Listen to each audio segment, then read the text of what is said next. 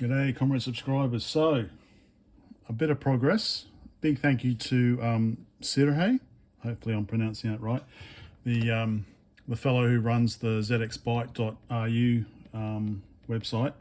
He's massive help. Big appreciation for him helping me out here. So he actually pointed out that there is actually a ROMCS line on the Byte's expansion connector, B12. So earlier we were using A30 and we were patching it through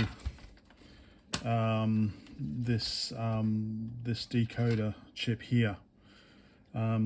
So this way we shouldn't have to make any internal changes to the Byte. It's not working 100%, but it is working a bit better. So Siarhei's suggestion is the ROMCS line on the ZX Spectrum, which I think is somewhere here. Like I said, I had running through to A30, which was a spare. But his suggestion is we need to invert it.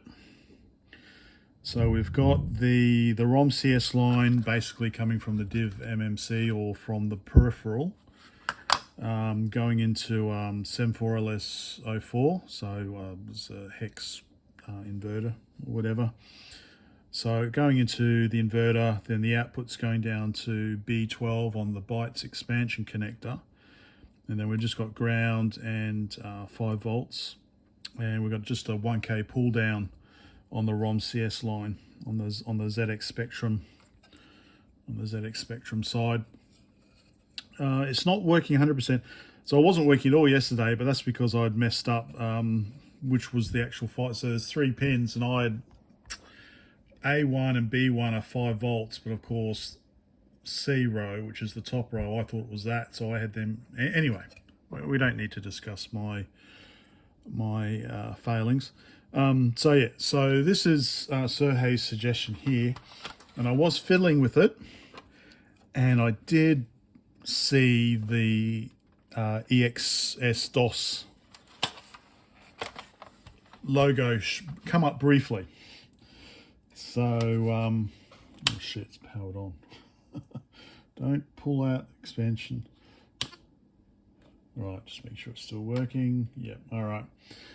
Okay, so again, I'm not sure. So soft mesh, we'll do it with both. So soft mesh will be pushed in, which I think is the Byte mode, the proprietary Byte mode. And I think out is supposed to be the Spectrum compatibility mode, I think. Anyway, so we'll go have a look at the screen. Just in case I do capture it. And just in case it does happen, so you do believe me. All right, so let's rearrange. Okay, so power on. Of course, it's not going to do anything. Okay, so we've got a green light on the DivMMC. Pressing that does nothing. I think that's the reset button, which is underneath it.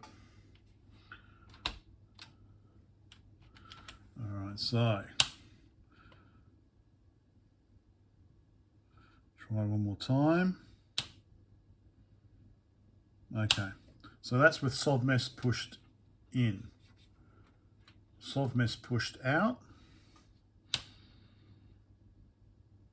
Oh, of course it's not going to.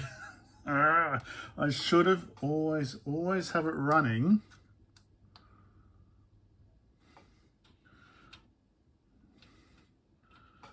Oh man, it did work. It did work, honest. All right, unplug the. It's unplugged now. Power on. Okay, so we've got the capital K, which I think that means is the Spectrum, kind of the Spectrum mode. I need to, what was the delete button again? Was it VOD? No, it wasn't VOD, that's enter. Lat, negat,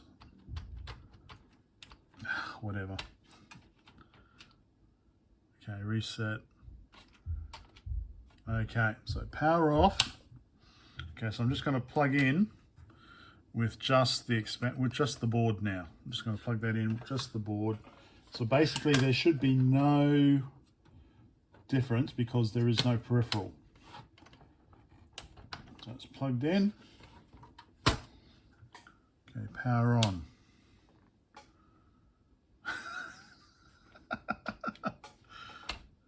Oh, you gotta laugh. You have to laugh.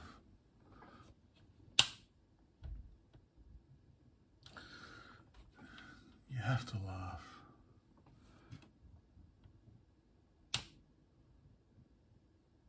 All right, so that's with the button pushed in. So we've got the lowercase k. All right, so that's the board's still plugged in. So soft meshed in. Okay, so soft meshed button out, board plugged in. Maybe that was the thing. Maybe, yeah, maybe the DRAM still had some charge or something. Maybe I needed to wait a bit longer. All right, yeah, okay. Okay. Right, now power off. I'll now plug this onto the board.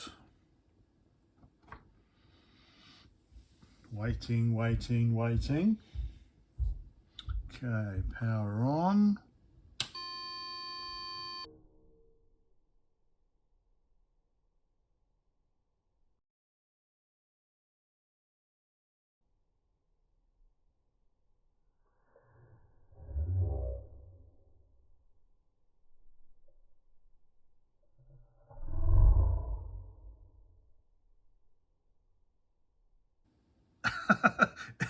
There, you saw it. You saw it, didn't you? You saw it, didn't you?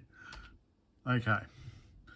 So now we've got, if we have a look down here. So we've got the, so I'm not sure. So the button's red.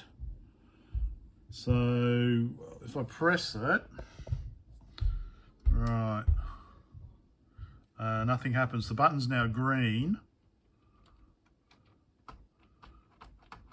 No response from the keyboard. Button's still green. Okay. Press the grey button, which I think is the NMI or something.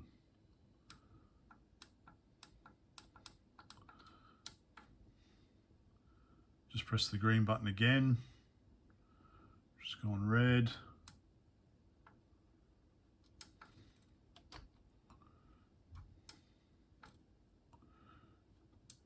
Push the SD card out. Push the SD card in. Oh, interesting. Button is red. So yeah, okay. That's better. That's better. I think that's better. So the board has no effect if no peripherals plugged in. It looks like it does try to boot. So I don't know if I've downloaded the ESXDOS from the Futurals 8-bit site, I think. Or did I download it? Well, no, I downloaded the test image or the SD Lite image. All right, so progress. Let's see.